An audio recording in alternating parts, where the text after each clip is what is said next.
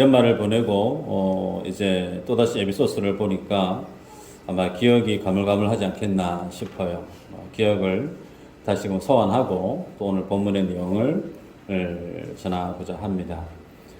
우리들은 하나님 앞에 섰을 때에 원래 우리의 믿음의 자리가 어디 있었는지에 대해서 기억해야 될 필요가 있다 그랬습니다. 우리들은 하나님 앞에 구원받기 전에 나의 모습이 하나님과 어떤 사이였다고요? 원수지간이었다고 그랬습니다. 원수 사이. 왜 원수 사이인가? 하나님은 완전하시고 거룩하시고 영광 중에 거하신 하나님이시지만 그 주님 앞에 있는 인생은 죄 가운데 있기 때문에 그렇죠. 그래서 늘 우리는 우리 자신의 원래의 모습을 늘 기억하셔야 됩니다.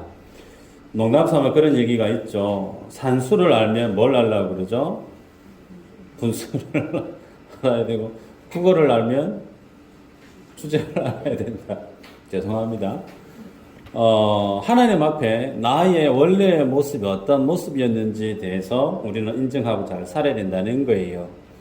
앞서 우리가 지나왔지만 에베소서 2장 1절에서 3절까지 보면 하나님을 예수님을 믿기 전의 인생은 죄와 허물로 죽었던 인생이었다 그랬습니다. 원래 우리는 예수님 만나기 전에 죽었던 인생이에요. 뭐가 죽었을까요? 내 영혼이 죽었어요. 그래서 우리는 영혼이 죽어있는 마치 시체와 같은 존재이기 때문에 내 스스로 하나님의 진리를 찾아가서 하나님 내게 은혜해 주세요. 나를 구원해 주세요. 라고 말할 수 있는 영적인 감각을 지닌 존재였던가? 그게 아니라고 그랬죠. 우리들은 아무런 마른 막대기와 같은 존재였다고 그랬습니다. 그랬기에 우리들은 아무런 영적인 본능도 영적인 감각도 전무한 말 그대로 그냥 딱딱한 시체 덩어리였어요. 그래서 우리들이 살았던 예수님 믿기 전에 우리의 삶의 모습을 사도 바울은 앞서 우리가 보았던 에베소서에 보면 마치 하늘의 공중권세 잡은 자를 따라다녔던 인생이다 그래요. 하늘의 공중권세를 잡은 자, 사단이죠. 사단. 그 사단은 우리들로 하여금 세상의 풍조에 민감하게 만들었습니다. 그래서 이생의 자랑, 안목의 정욕, 육신의 정욕에 따라 많은 사람들이 갖고 싶고 그 자리에 올라가고 싶고 거기에 가서 뭔가를 성취하고 싶은 그런 욕심에 이끌려서 모든 사람들이 앞다투어서 살아갔던 그 삶의 모양대로 우리들도 그와 같이 살았던 존재였다라고 사도 바울은 우리의 원래의 모습을 피력하지 않습니까? 그래서 그랬던 우리들을 주님이 구원해 내셨다는 거예요. 자, 우리를 주님의 독생자의 피 흘리신 십자가의 보혈로 우리를 구원해 내셨는데 그러면 우리가 기억해야 될 사실이 왜 하나님은 나를 구원해 내셨을까 하는 거죠. 우리는 이 질문에 대해서 이제 분명하게 답을 하실 수 있어야 됩니다. 하나님이 당신을 왜 구원시키셨어요? 라고 질문을 던지면 여러분 뭐라고 대답하시겠어요? 글쎄요. 곤란하십니다. 글쎄 나도 잘 모르겠는데요. 그럼 곤란해요. 볼까요? 에베소서 1장 10절인데요. 같이 한번 읽어보십시다. 시작. 하늘에 있는 것이나 땅에 있는 것이 다 그리스도 안에서 통일되게 하려 하심이라. 하나님이 나를 구원시키신 목적이 물론 나를 사랑하시죠. 그런데 그 사랑하심보다 더 본질적인 나를 구원해내신 그 하나님의 십자가의 영광은 예수 그리스도 안에서 모든 것을 통일되게 하기 위해서 하나님이 나를 만들어내셨다라는 거예요. 그래서 예수 그리스도 안에 있으면 그는 예수 그리스도의 영원한 생명을 지닌 자로 하나님의 자녀로서 거듭난 인생으로 하나님 앞에 당당하게 살아갈 수 있지만 예수 그리스도를 믿지 않고 살아가는 인생은 여전히 그 삶이 어느 곳에 뿌리를 받고 있느냐면 하늘의 공중 권세 잡은 사단, 죽어서 갈 수 있는 곳은 유일한 곳 지옥을 향해 앞다투어 내달리는 인생으로 구분된다는 거죠. 그래서 그런 어떤 삶의 자리에 있었을 때 예수님이 우리를 사랑하셨어요. 사랑하셔서 십자가 지시고 내가 내 죄를 가지고 모든 내 죄값을 담당해야 되는데 그 죄값을 친히 하나님께서 나의 죄값까지도 다 친히 담당해 내셨죠. 여러분, 우리가 구약에서 압니다. 죄를 범했던 사람이 그 죄가를 용서받기 위해서는 그 죄에 상응하는 제물을 가지고 와서 그 제물에 안수기도를 하고 그 송아지든 염소든 그 제물을 끌고 한 사람이 목에다가 심장에다가 칼을 꽂아야 돼요. 그래야만이 그 사람의 죄가 데리고 왔던 그 제물에 전가되어지죠. 그 제물에 있었던 흠이 없는 그 의로움이 자기에게 전가되어지고 자기의 그 죄는 그 제물에게 전가되어져서 비로소 그 죄가 용서함을 받게 되어지는 그것이 소위 제사법에서 얘기하는 하나님과의 관계 회복에 대한 내용 아닙니까? 그런데 우리들은 죄와 허물로 죽었다면서요. 죄와 허물로 죽었던 인생이 어떻게 나의 죄에 대해서 스스로 제물에 끌고 가서 살 수 있겠냐는 그럴 수 없다는 거예요. 그래서 예수님이 하나님의 보좌를 버리시고 친히 나의 죄를 용서해 주시기 위해서 대속의 제물로 이 땅에 오셨던 그 일들로 우리들은 하나님의 자녀가 되어서 지금 이 자리에 예배하고 있죠. 자, 여기까지가 우리가 지난번에 봤던 내용인데요. 자, 이제 기억을 하십시다. 우리가 교회 와서 많이 듣게 되어지는 일반적인 표현 한마디가 있다면 하나님은 당신을 참 사랑하세요 라는 거예요. 믿나요? 두 분이 안 믿으시는 것 같아요. 하나님은 여러분을 사랑하십니다. 자, 그러면 하나님이 나를 정말 사랑하신대요. 그러면 그 사랑을 내가 인정하는 나는 그 사랑에 대해서 어떻게 하나님 앞에 반응하게 되어질까? 다양하게 있겠지만 이스라엘 백성들이 했던 모습을 제가 표현하겠습니다. 하나님이 저를 사랑하시죠? 그러면 제가 원하는 게 있거든요. 제가 꼭 해야 될 일들 주님께로부터 내가 좀 공급받았으면 하나님께로부터 내가 필요를 공급받아야 될 리스트들이 쫙 있어요. 이거 다 적어서 올려주면서 하나님 이거 좀 내게 허락해 주세요. 이걸 두고 새벽 예배를 드리고 수 예배를 드리고 주일 예배를 드리는 거죠. 그렇게 열심히 자기의 필요를 들고 하나님 앞에 나와서 열심히 하나님 나 사랑하신다면서요. 이것 좀 들어주세요 라고 얘기를 해요. 그런데 이스라엘 백성들이 요구했던 그 기대치와는 전혀 상반된 것들을 하나님이 이스라엘 백성들에게 허락했습니다. 그것이 뭐냐면 이스라엘 백성들이 아수르에 망하게 되어지고 바벨론에 망하게 되어지고 자유민으로 살던 그들이 또다시 바벨론의 포로로 노예로 살았던 인생으로 전락되어지고 말았다는 거예요.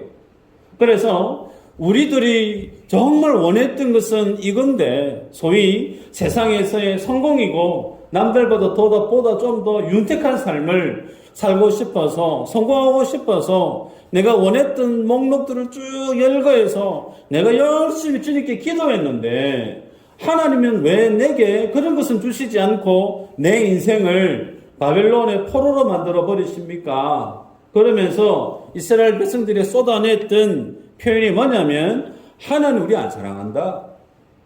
하나님 이제 우리 버리셨다. 라는 말들을 토로했다는 거예요. 말씀 한번 볼까요? 말라기서 1장 2절 3절이 한번 읽어보십시다. 시작. 여호와께서 이르시되 내가 너희를 사랑하노라. 너희는 주께서 어떻게 우리를 사랑하시나이까 하노라. 나 여호와 하나노라. 에스라엘 야곱의 형이 아니냐. 그러나 내가 야곱을 사랑하였고 에스라엘 미워하였으며 그의 산들을 함께하였고 그의 산을 광야에 이르게 이르렀느니라. 아멘. 여러분, 하나님이 너희들 사랑해 라고 했는데 이스라엘 백성들은 하나님 우리 어떻게 사랑했습니까? 따져요. 그러자 하나님 하신 말씀이 나는 야곱을 선택했다. 에서를 선택하지 않았다. 그러면서 하나님이 선택하지 않았던 에서, 그 에서의 후예인 에돔에 대해서 하나님이 그들을 황폐하게 만들었다. 그렇게 말씀을 해요. 이게 하나님의 말씀이에요. 그런데 그 말씀에 준하는 이스라엘의 역사를 살펴보면 간격이 큽니다. 차이가 커요. 여러분, 우리가 알고 있습니다. 창세기 야곱이 47장에서 애굽의 바로를 만날 때 할아버지가 된 야곱이 바로 앞에 서서 자기 인생을 스스로 자평합니다. 나는 정말 험악한 세월을 살았습니다. 그런 얘기를 했죠. 그 말은 참 고생 많이 했습니다. 그 얘기예요. 그러면 야곱의 형 에서는요, 그런 고생 안 했어요. 이스라엘 백성들은 아수르와 바벨론의 포성줄에 묶여서 끌려갔습니다. 남유다의 최고 마지막 왕은 시드기야 왕은 그 눈이 뽑혀요. 자기가 보는 앞에서 자기의 왕자 아들이 목이 떨어져 나갑니다. 쇠사슬이 끌려서 끌려가요. 그런데 에돔은 그런 고생 안 해요. 무슨 차이죠? 하나님 우리 어떻게 사랑했다고 했을 때 내가 너를 사랑했다라고 하는데 그들이 느꼈던 실질적인 그들의 삶의 역사는 하나님의 사랑보다 하나님의 징계가 더 컸던 것 같아요. 나라도 패망하고 내 형 에서는 하지 않았던 고생을 나는 더없이 많이 하고, 그래서 우리는 그런 삶의 현장에 있을 때 하나님 앞에 항변합니다. 하나님 나 사랑하신다면서요. 근데 왜 나를 사랑하시지 않고 나를 이렇게 힘들게 하십니까? 라고 불평을 쏟아내요. 여러분, 이 차이가 뭘 뜻할까요? 하나님이 이스라엘 백성들에게 주고자 했던 것과 이스라엘 백성들이 하나님께로부터 받으려고 했던 것이 달랐다는 겁니다. 여기에 우리의 신앙에 큰 오류가 있다는 거예요. 성경은 하나님이 하나님의 백성들에게 정말 주고자 한 게 뭐였느냐면 예수 그리스도의 생명에 있습니다. 그 생명 주시기를 가장 열망하시던 분이 하나님이세요. 그런데 예수의 생명을 요구한 것이 아니고 이스라엘 백성들은 그들의 생존에 필요한 것들을 요구했던 거예요. 오늘날 교회도 여기에 크게 차이가 나지 않습니다. 하나님은 주의 백성들에게 뭘 주시기를 원하시느냐면 하나님의 생명을 주시기를 원하세요. 그 하나님의 생명에 대해서 사모함을 가지고 주님 내 안에 예수의 생명을 주세요 라고 울부짖고 기도하고 예수의 생명의 부유함을 경험하고 힘든 세상 속에서 예수의 생명으로 넉넉히 세상을 싸워 이길 수 있는 예수 생명 속에 있는 그 능력을 우리가 공급받아야 되는데, 우리들이 주로 기도하는 내용들은 예수의 생명에 있지 않고 생존에 필요한 갖가지들, 소품들, 소위 말해서 거기에 우리의 주된 관심이 매여 있다는 거예요. 그 모습을 누가 살았다고요? 이스라엘 백성들이 그렇게 살았다는 겁니다. 그래서 우리는 성경이 자정하죠. 하나님이 정말 너희들이 죄인 되었을 때에 내가 너희를 사랑함으로 나의 독생자를 십자가에 내준 것, 십자가에 죽게 한 그것이 내가 너희들을 사랑한 나의 사랑에 대한 증거다 라고 주님이 우리에게 말씀하시지 않습니까? 그래서 그러한 사랑을 받아든 우리들이 예수의 생명 앞에 늘 신앙의 중심을 다잡고 주어진 믿음의 삶을 살아가셔야 되는데, 우리는 늘 이 믿음의 정도에서 갈수록 좀 곁길로 빠지는 것 같아요. 그래서 주님이 이스라엘 백성들을 다시금 헛드셨습니다. 헛드셨다가 다시금 불러 모으셨다가 애굽에 종되었던 그들을 자유민으로 만들었다가 다시 그들을 종으로 만드셨다가 종되었던 그들을 다시금 불러내서 또 자유민으로 또 만드셨다가, 왜 이런 과정이 계속 반복되어지죠? 인생이 살아가는 가장 주된 신앙의 중심은 예수의 생명에 있음을 너희들이 알아야 된다. 나는 그거 주기를 원한다는 거예요. 우리가 신앙생활할 때 정말 기도 제목에 많은 리스트들이 여러분이 적으셨을 텐데 그 중에 몇 분 정도 정말 예수님의 생명에 대해서 갈급해하며 나는 예수의 생명에 대해서 복음에 대해서 더 깊이 알기를 원한다라고 하는 그런 기도 제목을 적으신 분이 몇 분이나 계실까 모르겠습니다. 성경은 하나님은 그거 주기 원한다는 거예요.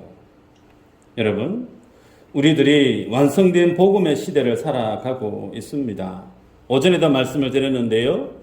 우리가 예수님의 그 생명에 대해서 사모함이 없고 감각이 없다 보니까 하나님의 그걸 주시기 위해서 부득불 뭘 사용하시느냐면 고난을 허락하세요.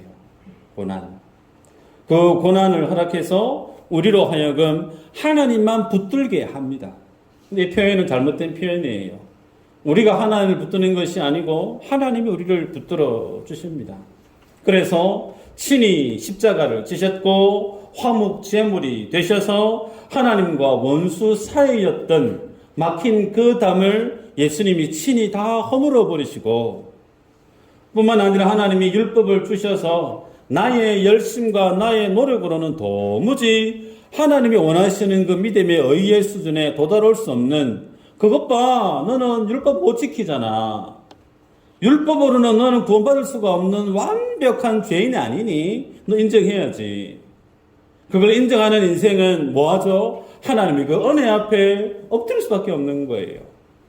그래서 그 은혜로 구원받는 것을 구약에서든 신약에서든 온몸으로 그들의 삶의 역사로 체험하게 만들어서 오직 구원받는 길은 예수 그리스도 은혜 외에는 구원받을 수 없음을 주님 우리에게 확정시켜 주셨죠. 여러분, 그렇게 해서 만들어진 존재가 누구냐면 우리들이에요. 성도들이에요. 그 성도들에게 주어진 하나님이 주신 목적이 있습니다. 화평케 하는 자.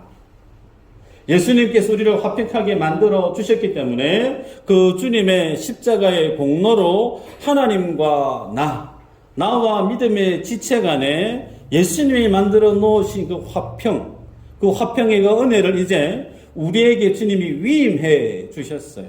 그래서 우리들은 이제 하나님과도 화평의 삶을 지향해야 되고 몇 곁에 있는 믿음의 지체들 간의 삶들 속에서도 평화로운 그 화평의 삶을 붙들고 살아가야 될 정체성을 지닌 자가 교회요, 성도 아닙니까?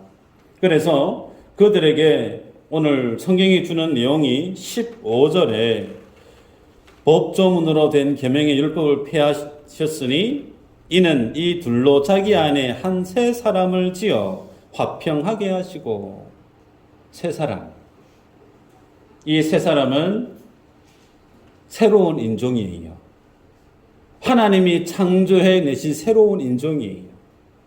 예수 그리스도만 붙들고 살아가되 그 사람이 있는 그곳에는 하나님의 화평을 만들어내는 특별한 능력을 지닌 새로운 인종, 그가 성도라는 거예요.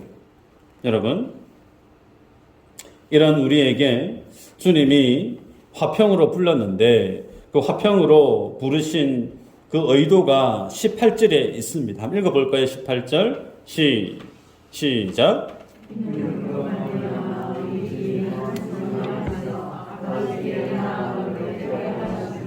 네. 하나님이 우리를 화평의 사람으로 불렀는데 그 화평의 사람으로 불렀던 의도 중에 하나가 뭐냐면 한 성령 안에서 아버지께 나아가게 만들기 위해서라는 거예요. 예. 여러분, 아버지께 나아가기 위해서 하나님이 우리를 화평케 만들었다. 우리는 인정합니다. 자, 그러면 여기에서 이제 구체적으로 아버지께 나아가는 것이 뭔지에 대해서 좀 고민해 볼 필요가 있고, 또 하나님이 우리를 화평케 만들었는데 이 화평을 허무는 경계해야 될 위험의 요소들이 뭔지를 두 가지를 보도록 하겠습니다. 여러분, 성도가 예수님을 믿고 하나님 앞에 나아갈 수 있는 것은 성도에게 주어져 있는 특권이죠. 구약의 백성들은 아무나 하나님께 나아갈 수 없었어요. 마음대로 하나님께 나아가려고 하면 자기의 생명이 그냥 그대로 떨어질 수밖에 없죠. 그런데 예수님의 십자가의 은혜 때문에 과감하게 지성소의 그 휘장을 열어 제치고 하나님이 임재하시는 그 법궤 앞에 속죄소 앞에 바로 나아갈 수 있는 길을 예수님이 만드셨습니다. 그래서 우리들은 하나님이 만드신 이 주 앞으로 나아갈 수 있는 그 길을 만드셨을 때 성경은 우리에게 두 가지를 방법론으로 제시합니다. 하나는 하나님의 말씀으로 성도는 하나님 앞에 나아갈 수가 있어요. 네. 성경은 여러분들 마음대로 들고 다니시고 보시면 돼요. 그죠? 중세 시대에는 아무나 성경을 볼 수 없었습니다. 해석할 수 있는 권한도 없었어요. 그런데 종교개혁 이후로 하나님의 말씀이 우리에게 그냥 다 주어졌습니다. 쉽게 주어진 거 아니라는 거예요. 그래서 우리들은 하나님 앞에 나아갈 수 있는 방편 한 가지, 하나님의 진리의 말씀을 붙들므로 하나님 앞에 나아갈 수 있더라. 두 번째는 하나님 앞에 기도함으로 우리가 주님 앞에 나아갈 수가 있어요. 그죠? 그래서 성도가 예수 믿는 믿음의 삶으로 강인하고 굳건히 믿음의 삶을 살아갈 수 있는 가장 중요한 방편은 하나님의 말씀과 기도입니다. 이 말씀과 기도를 통해서 우리가 주님 앞에 나아갈 수 있는데 이 부분에 대해서 우리가 한 번 더 깊이 있게 생각해 보면 예수님은 요한복음 17장에서 하나님 앞에 기도하시는 모습을 제자들에게 보여주셨어요.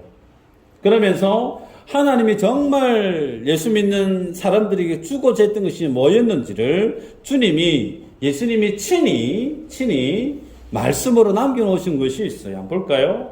요한복음 17장 3절입니다. 한번 읽어보십시다. 시작. 영생은 곧 유일하신 참 하나님과 그가 보내시나 예수 그리스도를 아는 것이니라. 아멘. 자, 여기서 영생은 곧 그랬다, 그죠? 영생은 마지막에 뭐죠? 예수 그리스도를 아는 것이다 그랬습니다. 여러분, 예수 믿는 것 오전에도 주인 바꾸기다 그랬는데요. 똑같은 표현이에요. 예수 그리스도를 믿어서 구원받는 것은 그 구원이 곧 영생인데 그 영생은 예수님을 믿고 내가 이 땅에 살다가 주님 나라 가는 마치 주소지 변경하는 그 개념을 뛰어넘어서 예수님이 친히 하신 말씀의 본질은 예수가 도대체 누군지 아는 거라고 말씀해요. 여기서 알다라고 하는 이 말은 기노스코라고 되어 있습니다. 마치 경험을 통해서 아는 거예요. 저는 어릴 때 노를 저어서 노 젓는 법을 압니다. 왜 노를 잘 저어요? 그런데 노를 저어보지 않은 사람은 노를 저으면 어떻게 될까요? 제자리 뺑뺑을 돌아요. 쉽지 않아요. 힘 분배를 잘 해야 됩니다. 그래서 자전거를 한번 타본 사람은 자전거 뭘 주든지 나중에는 다 타요. 그죠? 한번 배운 것은 잘 압니다. 그래서 자전거 탈 줄 안다. 나 노절 줄 안다. 운전면허 따신 분들은 누가 무슨 차를 주든지 운전하면 할 수 있죠. 그와 같다는 거예요. 예수 그리스도가 어떤 분인지 본인이 지식이 아닙니다. 예수 그리스도가 어떤 분인지 정보를 얘기하는 게 아니에요. 예수님과 관계를 맺고 주님과의 풍성한 교제 속에서 내가 아는 예수님은 이런 분이야 라고 스스로 다른 사람들에게 자랑스럽게 당당하게 표현할 수 있는 주님과의 관계가 풍성한 사람, 교제가 풍성한 사람, 그 사람 속에 뭐가 있다는 거예요? 영생이 있다는 겁니다. 주님이 그것을 주기를 원했다는 거예요. 그런데 이 생명을 주님 우리에게 주셨는데 이 생명을 받아든 인생은 이제 어떻게 되느냐? 히브리서 4장 16절에 얘기합니다. 그러므로 긍휼하심을 받고 때를 따라 돕는 은혜를 얻기 위하여 은혜의 보좌 앞에 담대히 나아갈 것이니라. 예수의 생명을 지닌 인생은 하나님의 보좌 앞에 담대히 나아갈 수 있는 특권을 지니게 되었다는 거예요. 그래서 여러분들이 교회 마음대로 오셔도 돼요. 교회 오는데 돈 받는 거 없습니다. 마음대로 오셔도 돼요. 마음대로 기도하셔도 돼요. 밤이 맞도록 초녁 기도하셔도 전혀 상관하지 않습니다. 마음대로 하시면 돼요.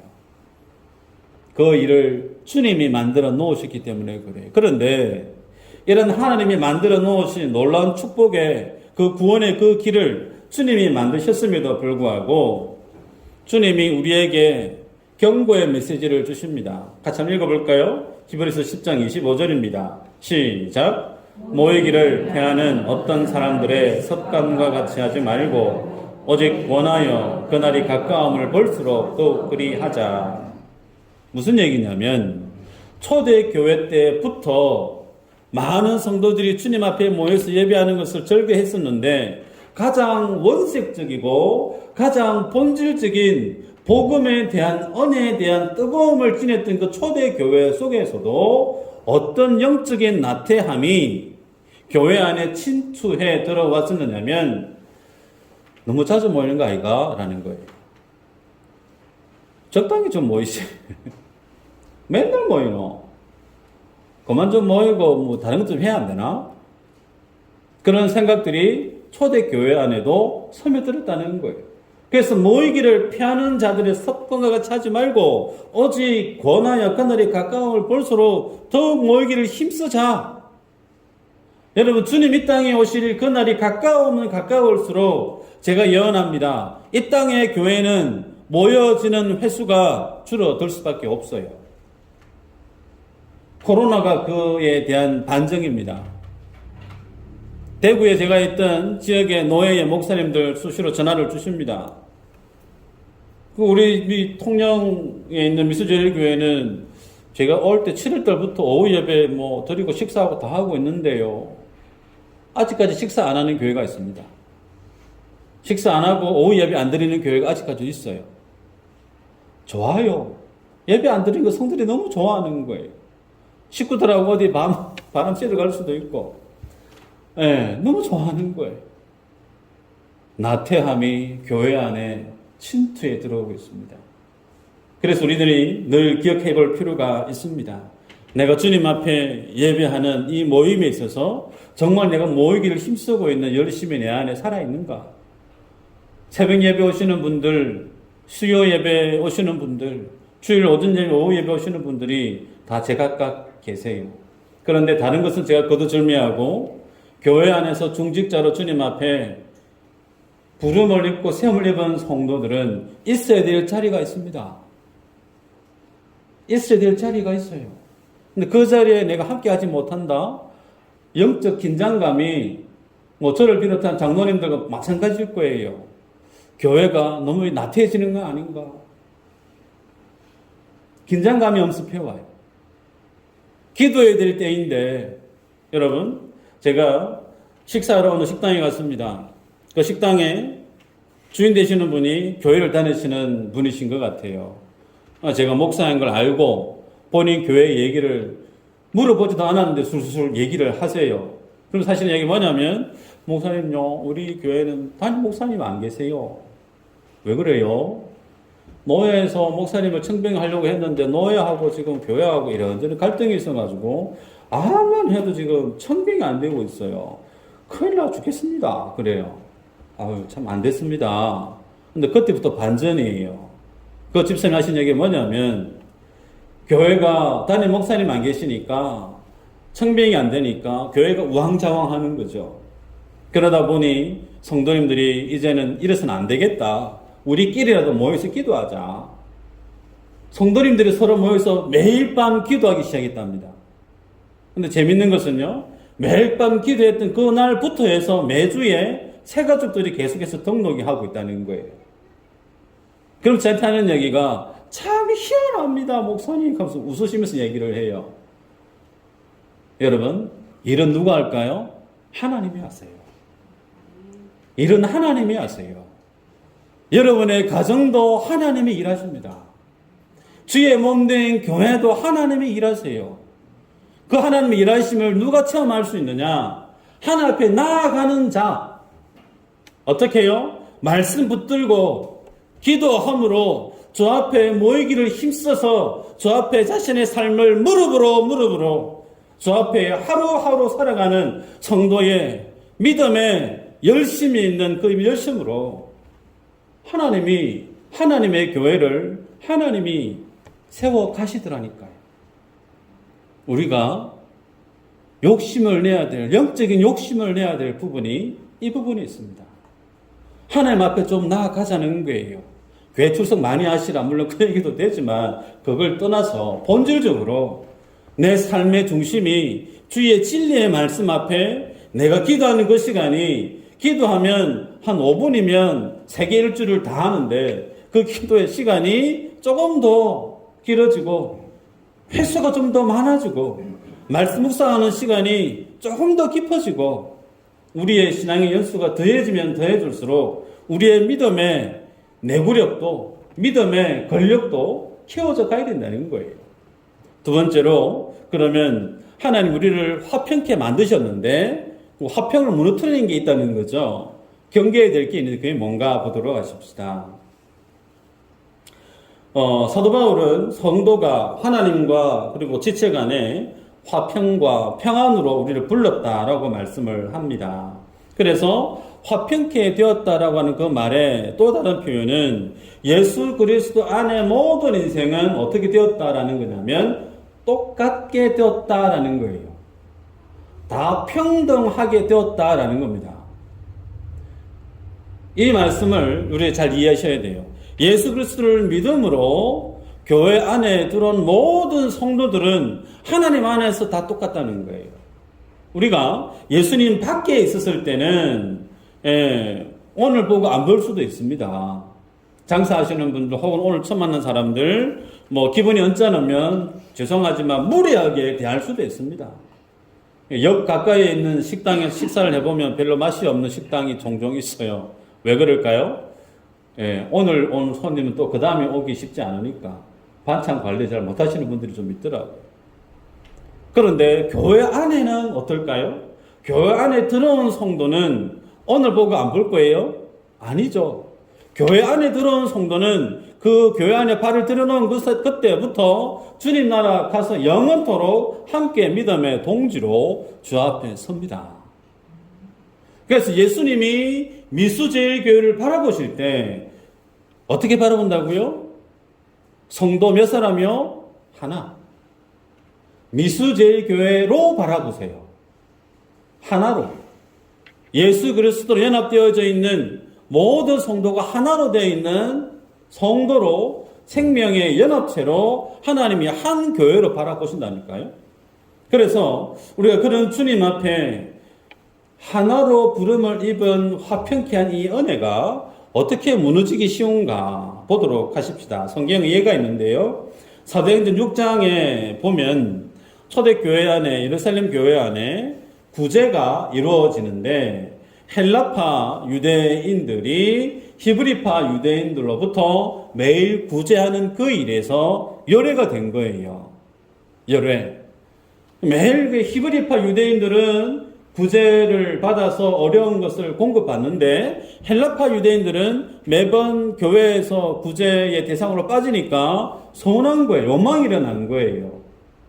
여러분, 초대교회 때부터 예루살렘 교회 안에 무엇이 있었느냐면 파벌이 있었다는 겁니다. 파벌. 끼리끼리라고 하는 이 문화가 있었다는 겁니다. 그래서 우리들은 교회 안에 이 파벌에 대한 문제를 눈여겨봐야 돼요. 문제가 제일 심각했던 고린도 교회. 여러분 1장에 보면 파가 네 파가 나뉩니다. 바울파, 아볼로파, 게바파, 그리스도파. 그 다음에 생겨날 뻔했던 파가 뭐냐면 양파, 대파, 쪽파. 얼마나 교회 안에 파벌이 4분의 1로 나누든지 몰라요. 그래서 우리들은 교회 안에 정말 중요하게 얘기될 것이 뭐냐면 파벌로 인한 교회의 그 위험성을 늘 경계해야 된다는 거예요. 여러분, 우리가 신앙생활을 하다 보면 성향이 같은 분들끼리 친해질 수 있습니다. 그죠? 같은 업종이든 같은 연령대든 같이 생활하시는 지역이든 성격이 서로 비슷한 분들끼리 친하게 지낼 수 있는 거 어쩔 수 없는 거 괜찮아요. 그런데 친하게 지냈던 그 무리가 교회에 대해서 목소리를 발하게 되어지고 친하게 지냈던 그 무리가 힘을 발휘해서 공동체성에 대해서 도전을 할 수가 있습니다.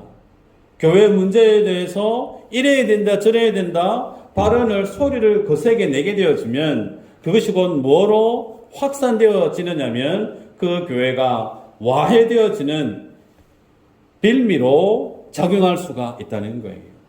두 번째가 있는데요. 뭐냐면 가족 간의 이해관계 문제입니다. 교회가 개척교회든 작은 교회든 이런 스몰 처치 안에는 가족 간의 믿음의 삶을 시작하는 경우가 많습니다. 촌으로 가면 갈수록 그런 성향이 더 강해지죠. 그래서 한 개인의 유력한 분에 의해서 그분과 함께 맺어져 있는 혈연, 관계로 인해서 교회가 시험될 수 있는 경우도 상당히 많습니다. 성경에 그런 예가 있어요. 바울과 바나바가 선교여행을 갑니다. 그런데 1차 선교여행 때 마치고 돌아와서 2차를 준비하려고 하는데 바울과 바나바가 대판 싸워요. 싸우는 표현이 정확합니다. 그 싸움의 원인은 바나바의 생질 조카였던 마가 때문에 그래요. 마가가 1차 선교여행 때 같이 가다가 중간에 힘들어서 마가는 중도 하차합니다.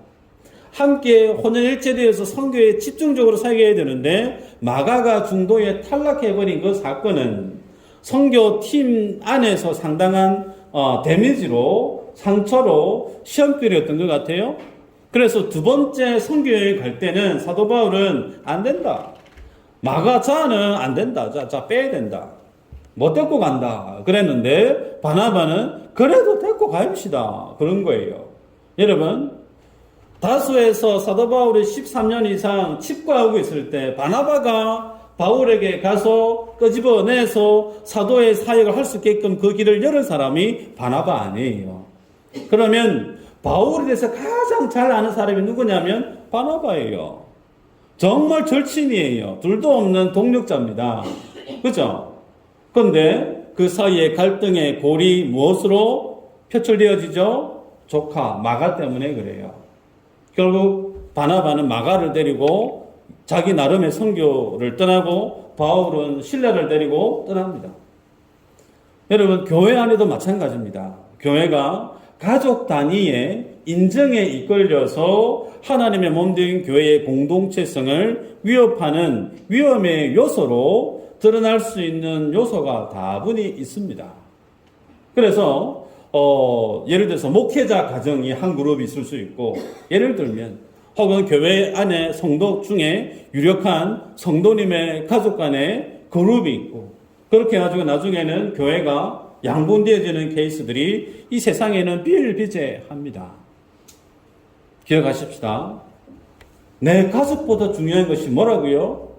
하나님이 만드신 화평케 한 공동체입니다. 그래서 우리는 나보다 내 식구들보다 더 우선순위에 둬야 될 것이 뭐냐면 예수님이 피 흘리시고 만들어내신 미수제일교회의 화평의 이 영적인 자산, 이 부분을 가장 중요하게 여기실 수 있으셔야 된다라는 거예요.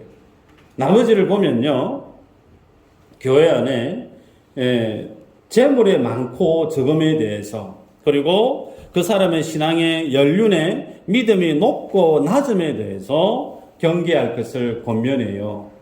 우리가 알고 있는 것처럼 고린도서 8장에 보면 사람마다 다양한 은사가 있지 않습니까? 은사가 있는데 그 은사가 없는 사람에 대해서 평가해요. 아이고, 권사나 되어가지고 기도할 줄도 모른대.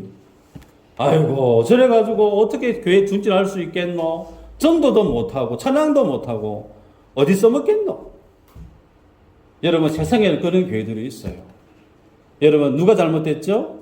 그렇게 폄하하는 사람은 그분이 잘못된 거예요. 하나님이 주시는 은사는 각양각색이 다 다릅니다. 기도를 잘할 수 있는 분이 있고, 혹은 열심히 마음을 이해, 상대방의 마음을 위로해주는 사람이 있을 수가 있고, 저마다 하나님 쓰시는 그릇들이 다 달라요. 내게 있는 것을 가지고 다른 사람이 없는 것을 두고 평가할 수 있느냐? 없습니다. 하나님도 하지 않아요. 하나님도 하지 않는 그 일을 내가 교회 생활 좀 오래 했다고 해서 다른 사람을 평가한다? 안 됩니다. 저는 찬양하기 참 힘들어요. 잘 못해서. 근데 찬양하시는 분들 보면 정말 부러워요. 부러워들 수 없어요. 뭐, 제게 있는 거, 제게 없는 거니까. 해도 안 되는 거니까 뭐 어쩔 수 없어요. 그냥 부러워하다가 그냥 주님 나라 가는 게 뭐 어쩔 수 없죠. 예. 잘하시면 열심히 잘하시면 돼요. 근데 그 외에 또 내가 할 수 있는 것을 찾아서 하면 되는 거죠. 우리 교회 안에도 마찬가지입니다. 내 안에 있는 달란트 가지고 다른 사람이 없는 것에 대해서 폄하할 수 있는 그런 모습들 정말 경계하셔야 돼요. 다른 사람의 마음을 아프게 하는 평가하는 그런 어떤 모습은 누구에 대한 화살을 쏘는 거냐면 그분을 구원해 내신 예수 그리스도 그분께 화살을 쏘는 것과 똑같다는 거죠. 마지막으로 야고보 사도가 얘기합니다. 2장 1절에 한번 읽어볼까요? 야고보서 2장 1절 있나요? PPT? 예, 시작.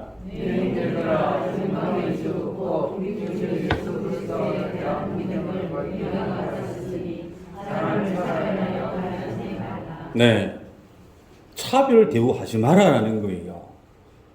교회 왔는데 그 미수제일교회 그 참 은혜롭다 카드에 한번 가봐야지 왔어요. 그런데 두 사람이 왔습니다. 한 분은 금반지에 손가락에 뭐 혹은 다리에 반지에 럭셔리한 명품으로 올 꾸며서 오신 분이 있고, 한 분은 뭐 그냥 좀 옷이 그냥 그만하게 옷을 입고 오신 분이 계신데, 담임 목사님이 정말 럭셔리가 오신 그분에게는 90불이 사는 거예요. 오셨냐고 반갑다고, 이쪽으로 오시라고, 날 추우니까 따스한 곳으로 여기 앉으시라고 그랬는데, 옷을 약간 좀 귀티나게 입지 않으신 그분이 오셨는데 마음대로 앉으시라고. 기분이 어떨까요? 저 같으면 그 교회 안 가고 싶을 것 같아요.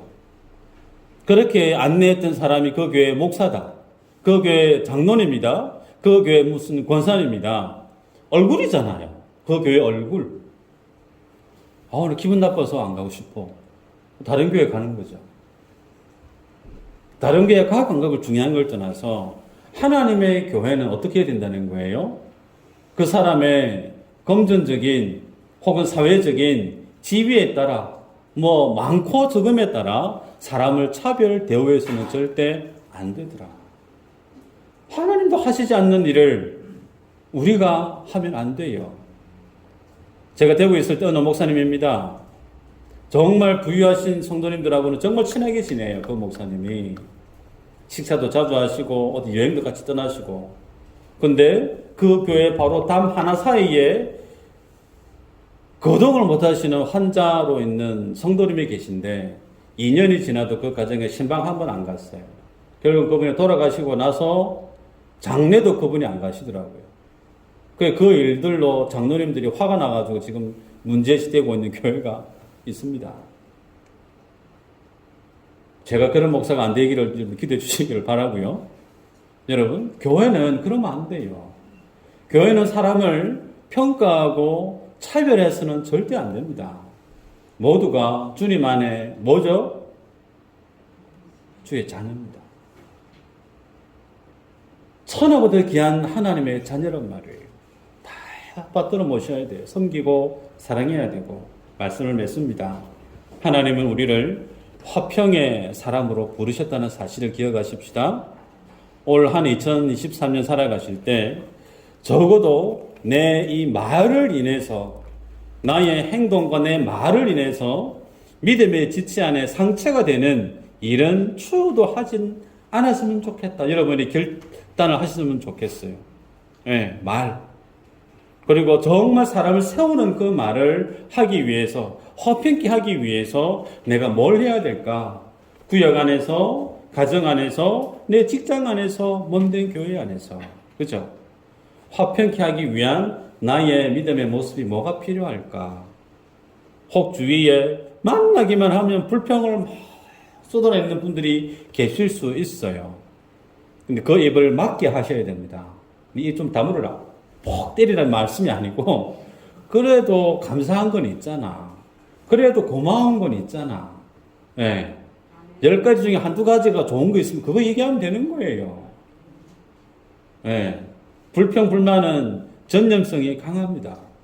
그래서 우리 안에 화평을 허물어뜨리는 그런 모든 일련의 관계든 말이든 행동이든 주님 앞에 스스로를 겸허히 좀 세워가는 그런 믿음의 진보가 있는 올 한 해가 되기를 주의 이름으로 축복합니다.